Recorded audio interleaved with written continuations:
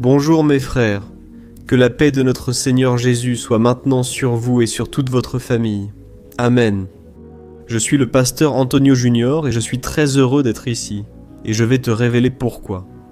Dieu m'a montré quelque chose ici, dont je suis sûr que cela fera une différence dans ta vie.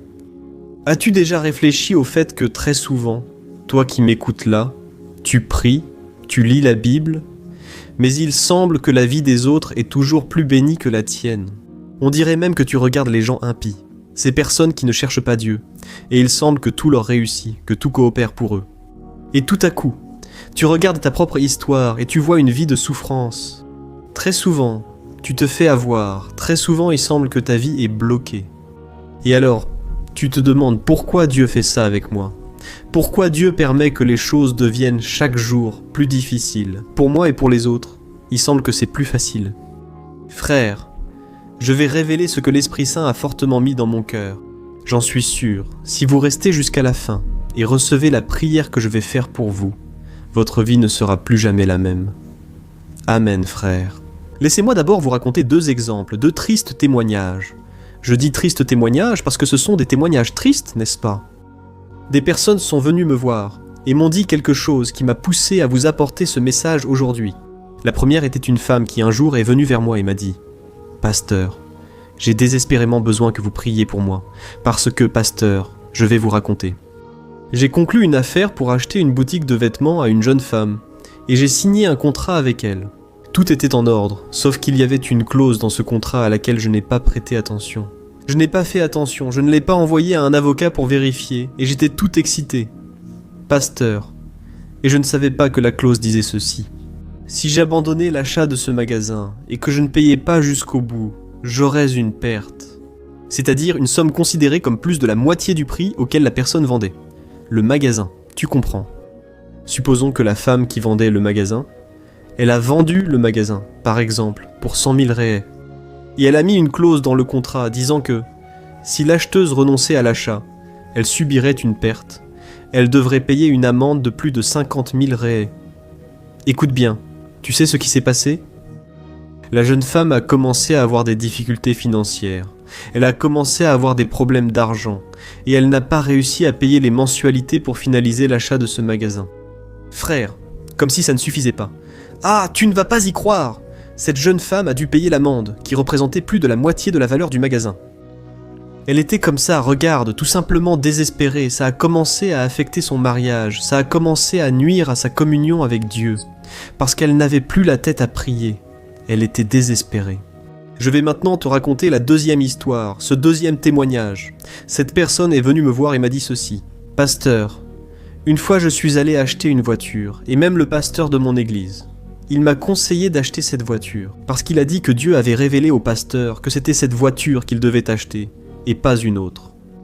Ce monsieur m'a alors raconté ceci, pasteur. Le problème, c'est que je n'avais pas l'argent pour la voiture, et c'est là que j'ai financé cette voiture à presque 100%, et maintenant, il devait le financement. Il a perdu son emploi.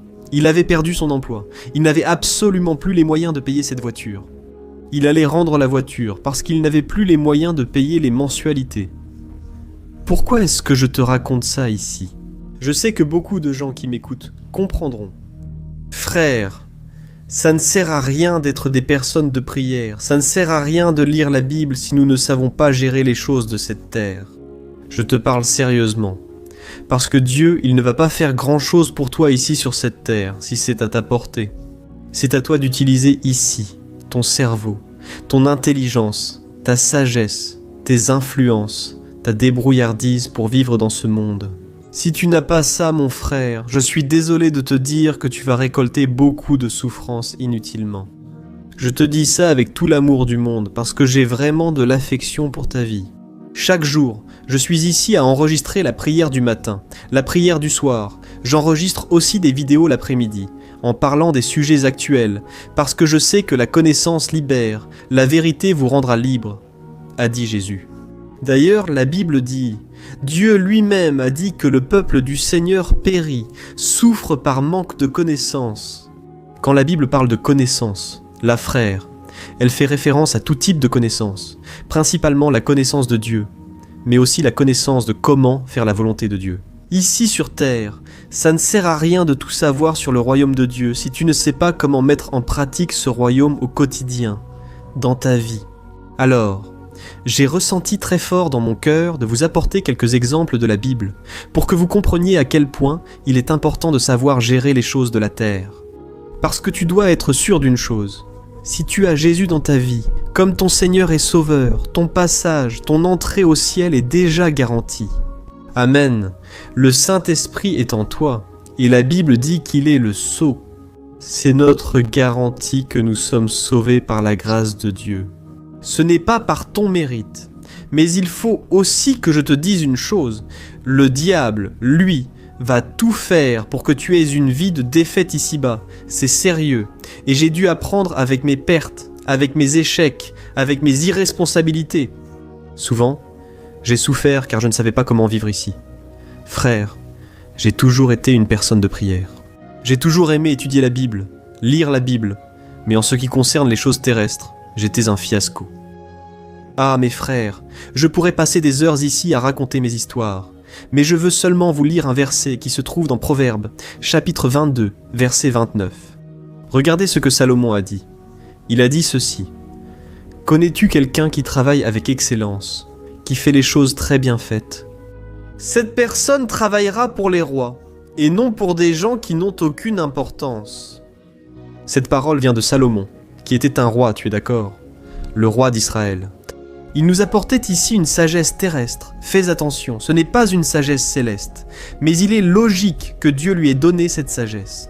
Mais il l'a apportée de manière pratique. Il voulait dire ceci. Si tu fais tout avec excellence, si tu donnes le meilleur de toi-même au travail, tu travailleras pour les rois et non pour n'importe qui. Et c'est intéressant, frère, de voir le soin que Dieu a pour nous et sa préoccupation envers nous pour que nous sachions gérer les choses de la terre. Dieu a inspiré Salomon pour écrire le livre des Proverbes et le livre de l'Ecclésiaste. Je te conseille vraiment de les lire. Ce sont de courts versets, de petites phrases qui apportent une grande sagesse pour savoir gérer non seulement les choses spirituelles, mais aussi les choses de ce monde. Amen. Et peut-être que tu te demandes, mais pasteur, pourquoi as-tu raconté 2 histoires tristes au début ? Frère, cela montre qu'on peut être de Dieu, quel que soit le degré. Mais si elle n'utilise pas la sagesse, si elle n'a pas la souplesse pour savoir gérer les choses ici, mes frères, regardez, Dieu va permettre, oui, la défaite. Le préjudice fait aboyer et continuer ceux de... outros, para que você não venha Oui. perdas, Sinon Abba déjà, et que moi moguer que... perdeu dinheiro com a loja, ela não precisava ter passado por isso se ela simplesmente tivesse se atentado a essa cláusula no contrato, contratado o moço que gastou muito dinheiro com o carro. Il ne savait pas qu'à la fin du financement, il aurait déjà dépensé l'argent pour une autre voiture, tu comprends ? Et je sais que ça peut venir de Dieu. Dieu peut vouloir te donner une voiture, une maison, mes frères. La Bible dit dans Proverbes, chapitre 37, verset 4, que lorsque tu trouves ton plaisir dans les choses de Dieu, il accorde aussi les désirs de ton cœur. Alors Dieu est un Père, mes frères. Dieu veut aussi le meilleur pour nous. Mais nous devons avoir beaucoup de sagesse, et je crois que ce message d'aujourd'hui va vraiment toucher ton cœur. Alléluia. Avant de commencer, je te demande rapidement de t'abonner à ma chaîne. Active la petite cloche qui va apparaître à côté et sélectionne l'option « Toutes ». Comme ça, tu ne manqueras pas les prochaines vidéos que je vais publier. D'accord ? Alors, allons-y mes frères, pour que vous compreniez encore plus clairement quelle était la volonté de Dieu pour vous ici sur terre. Je veux vraiment que tu réfléchisses avec moi à quelque chose qui est arrivé à Paul. Tu te souviens de Paul ? On pense que Paul était cet homme spirituel qui faisait beaucoup de miracles, n'est-ce pas ? Parce que Dieu utilisait cet homme, mes frères. Il a été libéré des prisons, les chaînes sont tombées de ses mains. Dieu avait un appel magnifique et puissant dans la vie de Paul. Mais la volonté pleine et parfaite de Dieu ne s'est accomplie que parce que Paul était un homme sage. Cet homme comprenait les lois de ce monde. Et je veux te le prouver maintenant. Je veux te montrer que Paul connaissait les règles du jeu. Regarde ce qui s'est passé lorsque Paul a été arrêté et qu'il allait subir une terrible injustice. Je veux te lire ce qui est écrit dans Actes, chapitre 22, versets 24 à 29. Je veux que tu fasses très attention, regarde ce que la Bible dit. » Le commandant ordonna qu'on emmène Paul à la forteresse et qu'on le fouette avec un fouet et qu'on l'interroge, pour savoir pourquoi. La foule criait de cette façon, car beaucoup voulurent le tuer, et pendant qu'ils l'attachèrent pour le fouetter, Paul dit à l'officier présent: « La loi permet-elle de fouetter un citoyen romain sans jugement ?» En entendant cela, l'officier alla voir son commandant et demanda: « Que comptez-vous faire? Cet homme est citoyen romain. » Le commandant alla alors voir Paul et demanda: « Dites-moi, êtes-vous citoyen romain ?» Et Paul répondit: « Je le suis, » répondit le commandant. « J'ai dû payer une fortune pour obtenir ma citoyenneté. » Et Paul répondit: « Moi, je l'ai de naissance. » Et ceux qui s'apprêtèrent à l'interroger le laissèrent aussitôt. Et le commandant lui-même eut peur en découvrant qu'il avait ordonné d'arrêter et d'attacher un citoyen romain. « Regardez ça, frère! Quelle chose puissante, quelle chose incroyable! Laissez-moi vous expliquer ce qui se passait. » Cette scène-là était une scène de torture. C'était un endroit où Paul était attaché pour être fouetté. Je ne sais pas si tu le sais, mais à cette époque, le fouet romain était quelque chose de très brutal. Tu te souviens de cette scène du film La Passion du Christ? C'est cette scène où tu détournes le regard. Parce que quand ils ont commencé à fouetter Jésus, frère, ses os au bout du fouet, ces morceaux de plomb déchirèrent la chair. Alors, réfléchis-y. Paul était à un pas de subir de nombreux coups de fouet. Mais maintenant, je veux que tu fasses attention à ce qui s'est passé. Ce qui est intéressant, c'est que Paul n'a pas commencé à crier « Seigneur, délivre-moi, Dieu protège-moi ». Et il n'a même pas commencé à déclarer que le sang de Jésus avait du pouvoir à ce moment-là, même s'il y croyait de tout son cœur. Vous savez ce que Paul a vraiment fait, frère? Il a commencé à utiliser la loi romaine, et il a alors posé une question à l'homme qui aidait l'officier. Il a posé la question suivante: est-il permis par la loi de fouetter un citoyen romain qui n'a même pas encore été jugé? Frère, regardez, l'intelligence de Paul a utilisé la loi en sa faveur. Il savait qu'un citoyen romain avait certains droits qu'une personne ordinaire n'avait pas. C'est intéressant, n'est-ce pas? Paul n'a même pas eu besoin de prier. Il savait déjà ce qu'il devait faire. Et il a alors demandé: « Est-ce que vous pouvez vraiment me fouetter? Ou peut-être que, si vous faites cela, vous allez en payer le prix fort, mes frères. » À ce moment-là, Paul a posé cette question. Cet homme est allé en courant parler à son chef. Et le chef est alors venu voir Paul et a demandé: « Est-ce vrai, alors, que tu es citoyen romain ?» Et Paul a répondu: « Oui, je suis citoyen romain. » Et cet homme a alors dit: « Eh bien, moi, j'ai payé une fortune pour obtenir ma citoyenneté. » Et Paul a alors parlé avec encore plus d'autorité. Il a dit: « Et moi, je suis né avec ce droit, mes frères, tu sais. » Cela signifie que, lorsque Paul a dit cela, il affirmait qu'il était plus père. Que o próprio oficial que estava mantendo ele preso ali. Amém? Glória a Deus. E talvez você esteja se perguntando aí: pastor, mas não seria falta de fé? Je suis une femme étendue. L'un de ceux-ci a indexé l'intention. Fraîcheur jengassienne. Daquilo que é natural. Seu às autoridades. Não foi Deus? Jésus lui-même a dit à Pilate: « Tu n'aurais aucune autorité sur cette terre si elle ne t'avait pas été donnée par Dieu. » Et si Paul alors était resté silencieux, attendant simplement qu'un ange descende du ciel, peut-être qu'il serait mort là, où il aurait pu garder des séquelles. Pensez, frères, à combien il aurait souffert, peut-être sans pouvoir prêcher. Voilà comment je vois les choses. Le miracle, dans ce cas ici, c'est que Dieu a donné à Paul de la sagesse, de l'intelligence, une connaissance des lois de cette terre. Voilà pourquoi vous ne pouvez pas être uniquement une personne spirituelle. Regardez, frères, beaucoup ici sont vraiment des personnes de prière. Ils s'agenouillent, vont sur les montagnes, font des campagnes. Mais souvent, ils ne savent pas comment gérer les relations. Souvent, ils disent ce qu'ils ne devraient pas. Ils n'utilisent pas le même langage que ce monde. Elles ne savent pas comment se comporter, ne savent pas comment s'habiller, sont souvent ignorantes par rapport aux choses de cette terre. Et alors, tu sais ce qui s'est passé? Après que cet homme ait conclu que Paul était un citoyen romain, frère, les soldats se sont immédiatement éloignés de lui. La peur a envahi cet endroit. Le commandant, qui était l'autorité suprême là-bas, a été terrifié, parce qu'il savait que s'il fouettait Paul, un citoyen romain, il en subirait les conséquences. Oh mes frères, nous devons avoir de la sagesse. C'est pourquoi j'ai ressenti dans mon cœur de vous apporter ce message aujourd'hui, parce que je sais que chaque chrétien doit connaître ses droits, ses devoirs. Vous savez mes frères, de nos jours, il y a beaucoup de croyants, beaucoup de chrétiens qui souffrent vraiment dans cette vie, dans le domaine du travail, des finances, des questions juridiques, souffrant de manière inutile. Mais j'espère qu'à la fin de ce message, vous aurez compris ce que Dieu veut apporter ici aujourd'hui, et que vous pourrez apprendre. Avec vos erreurs, demandez pardon à Dieu, et que vous puissiez changer d'attitude à partir d'aujourd'hui. Amen.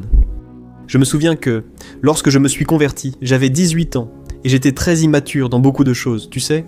Et le Saint-Esprit, il m'a appris à vivre d'une manière qui plaise à Dieu. Mais il y a une chose que je faisais. Je m'endettais avec des cartes de crédit. Oh mes frères, qui ici est endetté, c'est exactement ce que c'est. C'est terrible. On ne dort pas bien. On n'arrive pas à se concentrer pendant la prière. On ne lit pas la Bible. Souvent, on n'a même pas envie d'aller à l'église parce qu'on est endetté. Et la Bible dit que nous ne devons rien devoir à personne, si ce n'est l'amour. Mais ça n'a servi à rien. Frère, j'étais endetté. Je m'étais déjà engagé, n'est-ce pas? Mon salaire pour environ 4 mois à l'avance, c'est-à-dire tous les salaires suivants que je gagnerais. Je n'allais pas en profiter, frère. C'est terrible. La dette, c'est quelque chose qui enlève vraiment notre paix, et peut même, oui, nuire à la communion avec Dieu. Et c'est alors qu'un jour, un ami à moi m'a rendu un grand service. Vous savez ce qu'il a fait? Il a cassé toutes mes cartes de crédit, frère. Au début, j'ai trouvé ça vraiment mauvais. J'ai failli l'insulter parce que j'étais attaché à ça. Je ne savais pas comment gérer mes finances. Je n'avais jamais étudié cela. Comment bien administrer ce que Dieu met entre mes mains. Et tu sais ce qui est intéressant? Je donnais la dîme. Je rendais la dîme à l'église. Mais souvent je donnais ce que je n'avais pas. Parce que j'étais toujours endetté, frère. Jusqu'à ce que Dieu commence à m'apprendre petit à petit à me libérer de ses dettes. Je confesse que je me suis beaucoup repenti. J'ai pleuré. J'ai demandé pardon à Dieu. Et je sais que beaucoup d'entre vous ont déjà le cœur brûlant, voulant se repentir. Parce que vous avez déjà compris le message d'aujourd'hui. Frère, la vie avec Dieu ne peut pas être irresponsable. Dieu nous a appelés à grandir dans la connaissance. Não só das coisas espirituais, mais aussi des choses de cette terre. Amen et Paul, frère. Il n'utilisait pas cette connaissance seulement pour se défendre, non, mais aussi pour avancer, pour prêcher à plus de gens. Et si nous regardons un peu plus loin, au chapitre suivant, au chapitre 23, nous verrons que Paul, il a été un grand stratège. Juste pour que tu comprennes ce qui se passait, il y avait un plan en cours. Avec plus de 40 hommes qui voulaient assassiner Paul dans une embuscade, ils ont juré qu'ils ne mangeraient pas tant qu'ils n'auraient pas tué l'apôtre Paul. Et c'est alors que le neveu de Paul a découvert ce plan. Et tu sais ce que Paul a fait? Il n'est pas resté seulement à prier, non. Il n'est pas resté à demander. Dieu, aveugle mes ennemis, donne-moi la délivrance. Campe tes anges autour de moi. Non, frère. Il a utilisé une stratégie qui ne pouvait venir que de Dieu. Je vais te lire ce qui est écrit dans Acte 23. À partir du verset 16, fais attention à ce qui est écrit. Or, il a appris l'embuscade, il est allé à la forteresse tout lui raconter. Alors, Paul a appelé un des officiers et a dit « Emmène ce garçon au commandant, il a quelque chose à lui dire. » Alors, le commandant a appelé 2 officiers et a ordonné « Préparez 200 soldats pour partir à Césarée à 9h ce soir. Emmenez aussi 70 cavaliers et 200 lanciers. Prévoyez des chevaux pour Paul, afin de l'emmener en sécurité chez le gouverneur Félix. » Alléluia! Regardez l'intelligence de Paul. Frères, je vais vous raconter ici en détail ce qui s'est passé, juste pour que vous voyiez à quel point Paul était intelligent. En fait, ici, il a utilisé le protocole militaire de Rome. Vous savez pourquoi?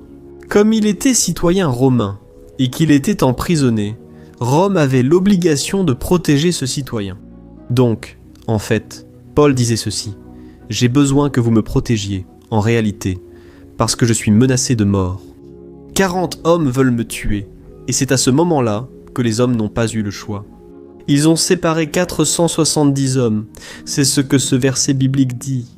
Ils ont séparé des soldats, des cavaliers et des lanciers. Et ils ont formé toute une protection autour de Paul. Frère, c'est incroyable, savez-vous pourquoi? Paul a utilisé sa sagesse, son intelligence, et Dieu a fait sa part. Dieu a aussi tout orchestré. Je ne vais en aucun cas retirer la part de Dieu. Le mérite, la gloire reviennent au Seigneur. Mais Dieu a donné de la sagesse à cet homme. Et Paul comprenait la hiérarchie. Et c'est pour cela qu'à ce moment-là, il savait comment parler au centurion et comment faire parvenir le message jusqu'au commandant. Et maintenant, je veux ramener cela à notre réalité quotidienne, en plein 21e siècle. Pour que vous compreniez que, bien souvent, notre part doit aller de pair avec le fait que si nous ne faisons pas notre part, bien souvent, c'est l'impie qui la fera. Combien de fois rencontrons-nous des personnes, n'est-ce pas, qui ne servent même pas Dieu? Et elles prospèrent parce qu'elles savent négocier, elles savent acheter moins cher. Elles sont rapides, elles sont malignes, elles arrivent à trouver des opportunités. Et c'est pourquoi beaucoup de ces personnes occupent des postes de direction. Elles décident des orientations de l'économie. Alors que, bien souvent, le chrétien reste à l'écart, critiquant, disant que le monde est dominé par le mal. Ce n'est pas ainsi que doit être le chrétien. Il sait très bien observer les choses. Frère, je suis d'accord, c'est vrai. Le monde est déjà sous l'emprise du malin, mais nous sommes appelés à être la lumière de ce monde. C'est ce que Jésus lui-même a dit. Et comment la lumière va-t-elle briller là-haut, si nous n'avons pas la compétence nécessaire pour y monter? Amen, vous comprenez. Je veux dire, je sais qu'il y a beaucoup de frères au bon cœur, avec de bonnes intentions dans l'Église, qui considèrent l'étude et la connaissance technique comme des choses du monde, ou comme si c'était quelque chose de charnel. Frères, les gens n'étudient pas. Ils ne se préparent pas pour le marché du travail. Ils n'apprennent pas à gérer l'argent. Tout comme moi, je ne savais pas gérer l'argent et j'étais déjà croyant. J'étais à toutes les veillées en train de prier, de jeûner, mais je ne savais pas gérer l'argent. Et parfois ce n'est pas l'ennemi, parfois ce n'est pas le diable, parfois c'est juste un manque de préparation, tu comprends? Dieu t'a donné un esprit puissant. Et le Saint-Esprit est l'esprit de sagesse et d'intelligence, c'est ce que dit la Bible. Et être rempli du Saint-Esprit, ça ne veut pas dire vivre la tête dans les nuages et trébucher sur tes propres pieds, ici sur terre. Et je sais qu'à ce moment-là, peut-être que tu es en train de réfléchir, n'est-ce pas?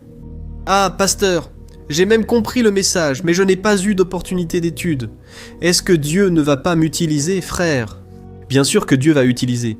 Dieu utilise qui il veut, comme il le souhaite. Mais remarque que le Seigneur nous invite toujours à apprendre. Il n'est jamais trop tard. La sagesse ne se limite pas à un diplôme universitaire. Je sais que certains n'ont pas accès aux études supérieures. Mais la vraie sagesse, c'est toi. Être une personne curieuse, c'est vouloir comprendre comment les choses fonctionnent. C'est chercher l'information. Sur Internet, il existe de nombreux contenus utiles. Vous pouvez tout demander sur YouTube. Aujourd'hui, seuls ceux qui refusent d'apprendre n'apprennent pas. As pessoas gastam horas e horas nas e não se preocupam em gastar tempo para ter um futuro melhor, para ter um salário. André Diogo. Entendeu? Para se relacionar melhor com as pessoas. Et avec un exemple.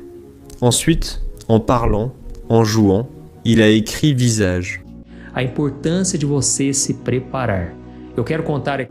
Dans la Bible, il est dit que Jésus est venu de Dieu chez les Biogènes. Kewang, Babylone. Sauf que lorsqu'il était à Babylone, il occupait une position de premier plan. Pas parce qu'il était jeune et priait, mais parce qu'il priait vraiment 3 fois par jour, n'est-ce pas? Mais la Bible souligne un détail très important qui a fait que lui et certains de ses amis ont été choisis pour être promus. Regarde ce qui est écrit dans Daniel chapitre 1, versets 3 à 5. Il est dit ceci, Le roi ordonna au chef des officiers de la cour d'amener au palais quelques jeunes hommes de famille, nobles et royales d'Israël. Et ils devaient être des jeunes hommes, sans défaut physique, de belle apparence, instruits dans toute la sagesse, versés dans la science et ayant la compétence pour servir au palais du roi. Et le chef des officiers devait leur enseigner la littérature et la langue des Chaldéens. Voyez comme c'est intéressant, frère, ce qu'ils exigeaient ici. Les hommes devaient être instruits dans la sagesse, connaisseurs de la science et compétents, frères. De plus, Daniel a dû apprendre la langue des Chaldéens, c'est-à-dire qu'il a dû étudier la culture d'un peuple qui ne servait même pas Dieu. Il s'est consacré pour être le meilleur élève là-bas à Babylone. Et quel a été le résultat de tant de dévouement? Réfléchis-y, Daniel était déjà un homme de prière, mais il savait aussi jouer le jeu de ce monde. Regarde ce que la Bible dit dans Daniel chapitre 1, Versets 19 et 20, fais attention, il est dit ainsi. Le roi a parlé avec eux, et personne ne l'a autant impressionné que Daniel, Ananias, Misaël et Azarias. Et, pour cette raison, ils commencèrent à servir le roi chaque fois que celui-ci les consultait sur toute question nécessitant sagesse et jugement équilibré. Ils découvraient qu'ils étaient 10 fois plus capables que tous les enchanteurs de son royaume. Alléluia, gloire à Dieu. Alors ici il est dit qu'ils étaient 10 fois plus capables, il n'est pas dit qu'ils étaient 10 fois plus religieux, mais qu'ils étaient mieux préparés dans tous les domaines.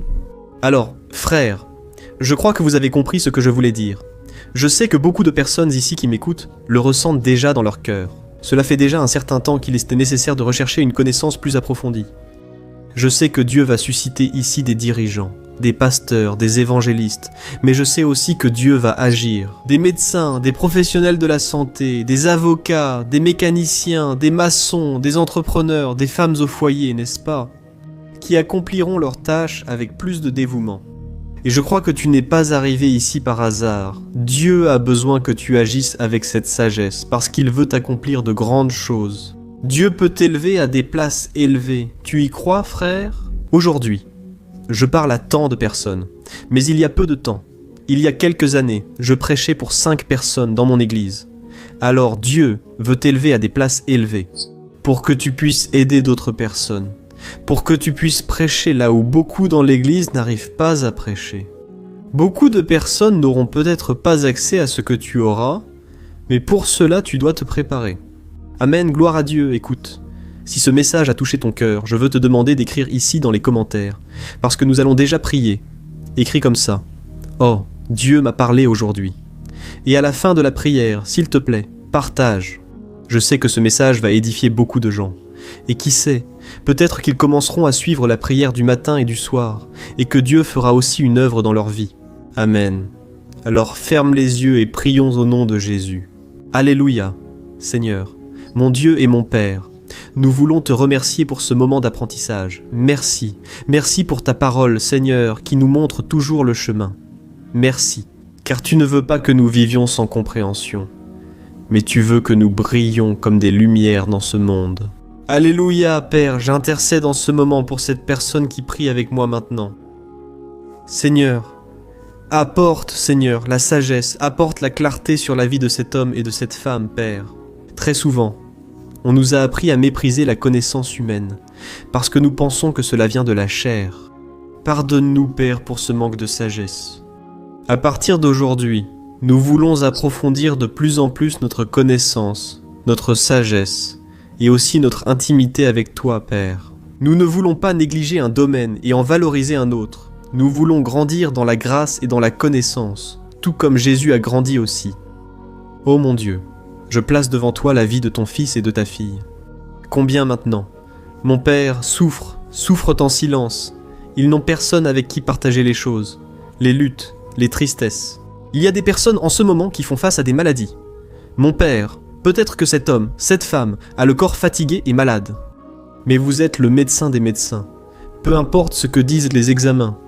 Pour vous, tout est possible. Et j'ai déjà vu des miracles se produire. Mon Père, des personnes qui se sont engagées envers vous, et vous avez changé leur vie. Oh mon Dieu, au nom de Jésus, je déclare la santé sur chaque organe, sur le sang, sur l'esprit de cette personne, au nom de Jésus. Père, guéris complètement de la tête jusqu'à la plante des pieds. Seigneur, fais un miracle ici aujourd'hui, mon Père. Apporte aussi la guérison des émotions. Seigneur, guéris les traumatismes de ceux qui ont été trompés dans le passé, de ceux qui ont perdu leurs biens matériels par manque de sagesse ou pour toute autre raison. Et maintenant, cette personne est amère. Cette personne n'arrive pas à accorder le pardon. Dieu, enlève le poids du cœur de cet homme, de cette femme. Donne, Seigneur, une nouvelle opportunité. Restitue, Seigneur, ce qui a été perdu. Relève cette personne et mets-la debout, mon Dieu, qu'elle puisse devenir plus forte et préparée. Alléluia, Seigneur. Je mets aussi devant toi, Seigneur, la vie spirituelle de cette personne. Car à quoi sert-il de gagner le monde entier et de perdre son âme? Nous n'emporterons rien de ce monde. C'est pourquoi je te demande, Seigneur, que notre cœur soit tourné vers toi chaque jour davantage, que nous puissions ressentir ta paix et ta présence. Et toi, mon cher, ma chère, je veux t'offrir une grande opportunité, maintenant. Si tu veux vraiment remettre ton cœur à Jésus, lui confier ton avenir, ta peur, ton inquiétude, je veux t'inviter. Garde les yeux fermés. Je vais faire ici une prière et je veux que tu répètes ces paroles avec moi. Amen, alléluia. Dis ainsi. Alors, Seigneur Jésus, je remets ma vie entre tes mains. Pardonne-moi pour mes erreurs, transforme-moi et sauve-moi. Je crois que tu es mort sur la croix pour moi et je reçois ton pardon. Inscris mon nom dans le livre de la vie. Jésus, je me repens de tous mes péchés et je sais qu'en ce moment, j'abandonne. Tu m'entends? Parce que tu es vivant. Tu as vaincu la mort, le péché et ce monde. Et je veux être avec toi, Jésus, tous les jours, jusqu'à la fin des siècles. Au nom de Jésus. Amen, Seigneur, mon Dieu et mon Père, je place devant toi la vie de cette personne si précieuse qui vient de donner son cœur à Jésus. Ô Seigneur, Capacite ela, Pai, que ela cherche une église qui prêche vraiment la parole. Que le Seigneur puisse la conduire dans tes voies et la délivrer aussi de tout mal. Au nom de Jésus, c'est ainsi que je prie et que je te remercie. Amen, gloire à Dieu. Salut, puis-je te poser une question? As-tu déjà remarqué que souvent les choses ne fonctionnent pas dans ta vie? Et alors tu te sens perdu, frustré, et tu penses que tu ne seras jamais vraiment heureux. Il y a tellement de problèmes que tu affrontes. Des problèmes de relations, des problèmes familiaux, le manque d'argent et tant d'autres choses qui t'arrivent et qui te découragent beaucoup. Et cela affaiblit ta foi. Tu sais pourquoi tout cela t'arrive? Il y a une chose dont je suis sûr que tu as du mal. Et c'est exactement cela qui t'empêche de vivre une vie de paix, une vie d'harmonie et de prospérité. C'est que tu ne mets pas en pratique les principes de la parole de Dieu. Mais je sais que tu essaies. Mais on dirait qu'il y a quelque chose qui t'empêche de prier. Il y a quelque chose qui t'empêche de comprendre la parole, et alors tu te sens perdu et frustré. C'est pourquoi je veux te dire quelque chose. Des milliers de personnes font déjà partie d'un mouvement que j'ai créé, appelé le parcours de la foi. Et elles arrivent à grandir spirituellement, elles améliorent leurs relations, et leur vie est devenue beaucoup plus heureuse et bénie. J'ai déjà traversé tout ce que tu vis aujourd'hui, et je connais l'ampleur de ta douleur. Moi aussi, je me sentais complètement perdu. Je savais que je devais prier davantage, que je devais lire la Bible, mais je n'y arrivais pas, et alors je me sentais totalement frustré.